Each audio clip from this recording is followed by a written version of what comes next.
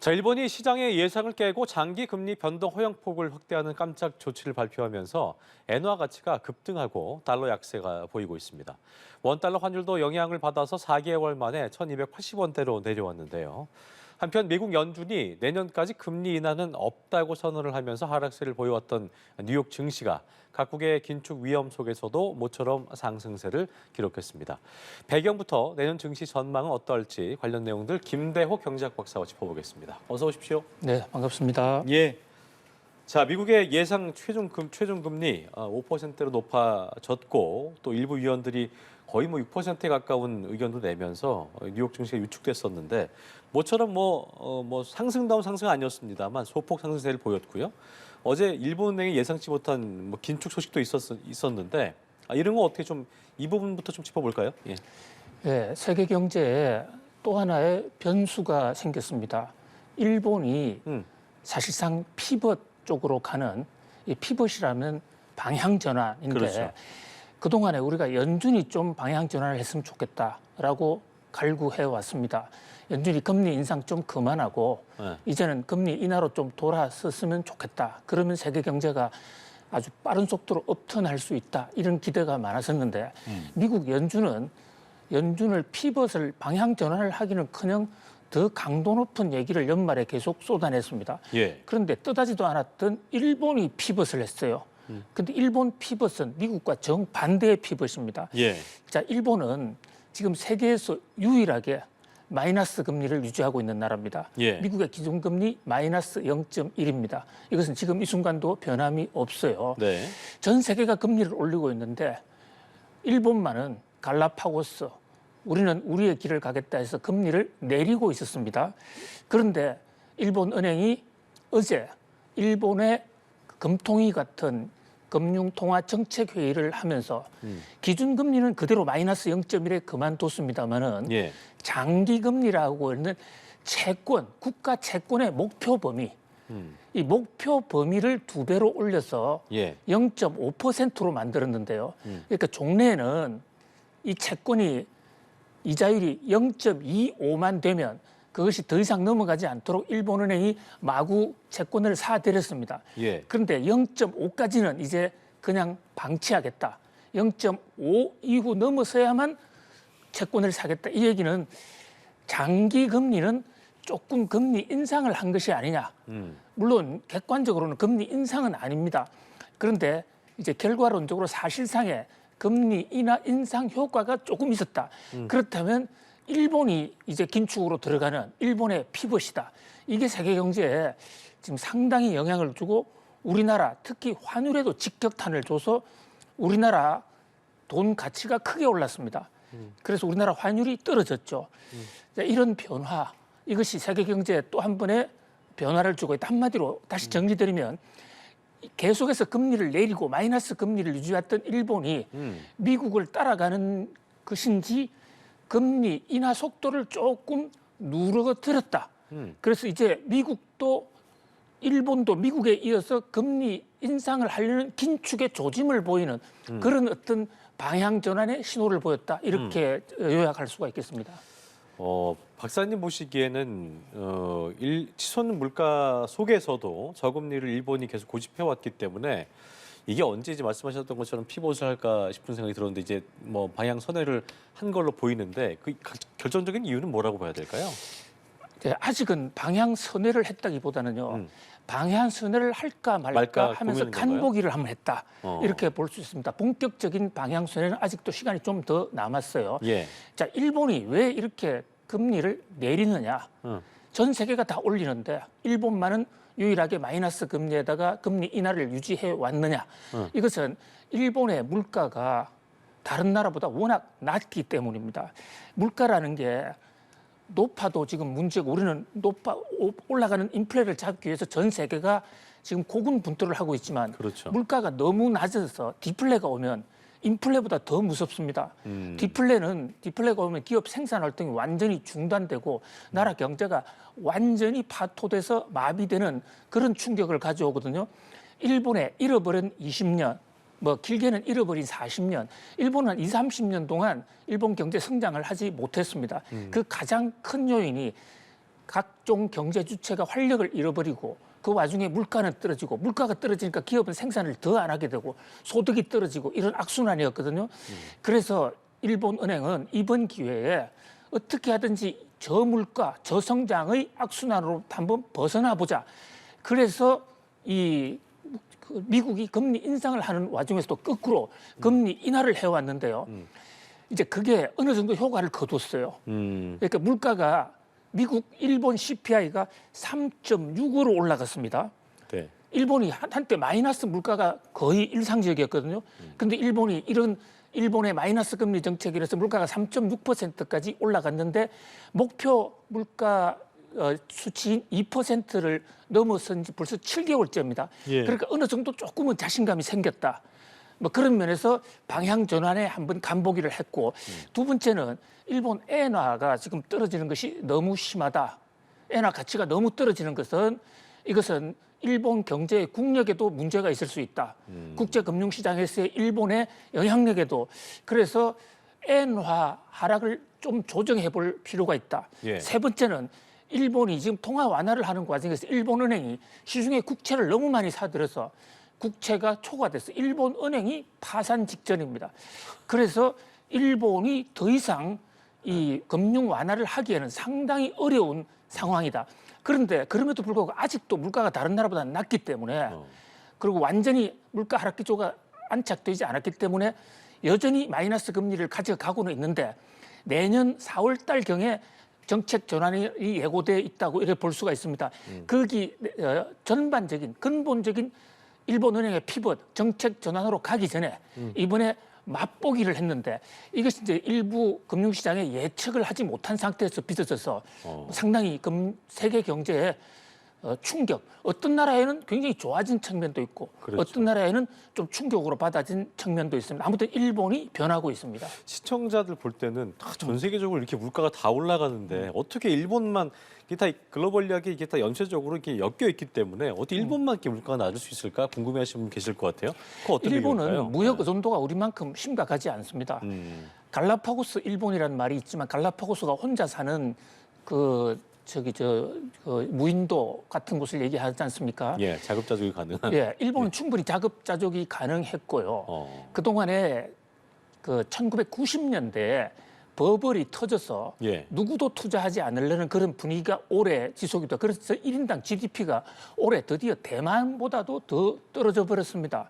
예, 그런 위기 상황을 계속 몰고 온 데다가 미국과의 거래가 상대적으로 우리보다 훨씬 더 적은 이런 상황이기 때문에 그렇군요. 물가 파고가 훨씬 적었다. 그리고 오히려 디플레를 벗어나자. 이런 면에서 국가가 지금 총력을 기울였는데 조금씩 이제 그 마이너스 물가에서 벗어날 수 있는 그런 서광이 비치고 있다. 일본의 일각에서는 상당히 반기고 있는 이런 상황입니다. 그렇군요.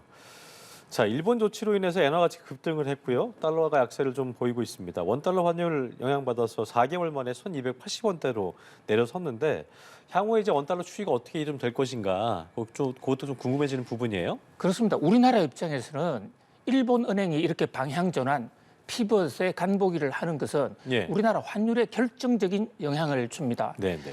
일본과 우리나라의 경제 관계라기보다는요, 일본과 미국의 경제 관계, 미국 달러의 환율을 결정하는데 가장 큰 영향력을 행사하는 게 유럽 연합하고 일본인데요. 일본 엔화 가치가 올라가면 일본이 금리를 조금 올리면 일본 엔화 가치가 치솟거든요. 그러면 달러 가치가 떨어집니다. 달러 가치가 떨어지면 우리나라 통화는 가만히 있어도 우리나라 거시경제 지표가 어제 오늘 변화가 전혀 없더라도 미국 달러가 떨어진 것만으로도 우리나라 환율 가치는 오릅니다. 우리나라의 동화 가치가 오른다는 얘기는 환율이 떨어진다는 것이거든요. 자, 지금 우리나라는 이 미국이 금리 인상을 하면서부터 환율이 너무 올라서 1,500원까지 육박하지 않았습니까? 그래서 이러다가 우리나라 돈 가치가 너무 약해져서 국가 부도까지 가는 것이 아닌가 이런 걱정이 있었는데 그렇게 되게 된 요인 중에 하나가 일본이 아주 유난스럽게 이 와중에서도 금융 완화 정책을 써서 엔화를 너무 낮게 가져갔기 때문에 우리가 그 후폭풍, 그 쇼크를 받았던 것이거든요. 예. 근데 이제 일본이 정신을 차리고 정상적인 금융 상황으로 오면 그랬군요. 우리나라 원화 환율의 폭락세 그것도 이것은 막을 수 상당히 있는. 막을 수가 있고 실제로 금융시장에서 지금 달러당 원화 환율이 1,280원대로 안정이 됐습니다.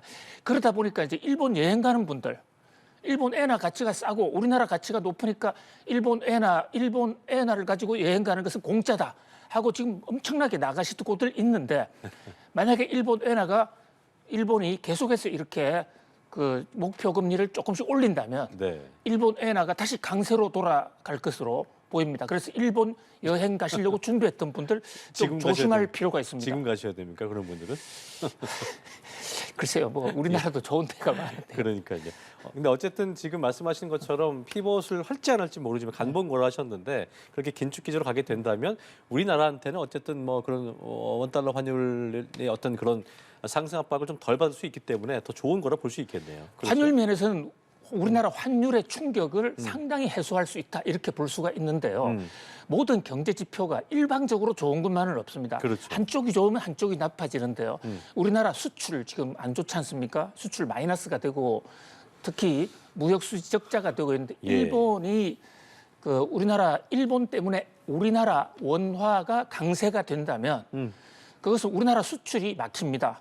그동안에 수출 비중이 높았던 현대 기아차 이런 데는 사실상 우리나라 원화가 환율이 오르는 바람에 그 효과를 톡톡히 봤거든요. 예. 근데 이제 환율 상승의 효과가 없어지고 거꾸로 우리나라 원화 가치가 오르게 되면 수출 기업들은 수출이 더 줄어듭니다.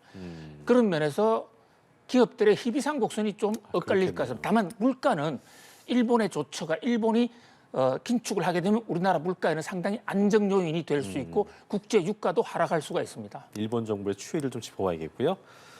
자, 뭐 내년에 뭐 증시도 그리고 모든 게 다 어려울 거다라는 예상을 저희가 이 시간 통해서 계속 박사님 입을 통해 저희가 듣고 있는데 미국의 백만장자들이 최근에 그 증시 흐름을 놓고 우려의 목소리를 냈다고 그래요. 이것도 또 이제 투자하는 분들한테 굉장히 좋지 않은 소식일 수 있을 텐데 내년 증시가 두 자릿수로 하락할 거다. 두 자릿수는 뭐 10부터 99가 두 자리이기 때문에 그 폭은 얼마인지 모르겠습니다만 어떤 근거로 이런 얘기 나온 겁니까?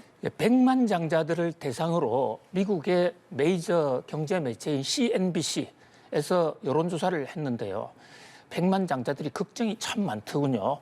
자, 여기 CNBC가 조사한 백만장자는 조사 대상에 들어간 조건이 기본 자산, 자기가 먹고 살고 있는 집, 이거 말고 투자용으로만 100만 달러 이상씩 하는 사람들이에요. 참 진짜로 돈이 많은 사람들이죠. 그렇죠. 근데 그분들이 행복할 줄 알았다면 이 조사 결과를 보니까 100만 장자는 문자 그대로 100만 개의 걱정을 가지고 지내는 사람들인 것 같아요. 돈이 많으면 아무래도 예. 걱정도 많아지는 것 같습니다. 그런가 보네요. 근데 이 걱정을 이제 100만 장자들에게 내년에 가장 우려되는 걱정이 뭐냐? 이렇게 물었더니 자녀 결혼도 아니고 공부도 아니고 주가가 떨어질 게 큰 걱정이다. 미국의 백만장자들이 주식을 자기 재산의 85%를 보유하고 있거든요. 올해 주가가 미국의 평균 18% 떨어졌습니다. 뭐 많은 주식들은 반 이상 반토막이 났죠. 예. 백만장자들 내년에 주가가 더 떨어질 것 같아. 자, 주가가 어느 정도 떨어질 것 같아? 이런 조사를 했더니 전체 부자들의 약 56%가 10% 떨어질 거야. 지금 올해 18% 떨어졌는데 내년에 거기서 또 10% 떨어진다? 상당한 하락을 예상하고 있다는 거고요. 전체 조사 대상 100만 장자의 3분의 1은 무려 15%가 떨어진다는 것입니다. 왜 그러면 주가가 떨어진다고 걱정하느냐? 한마디로 경기 침체가 올 수 있다.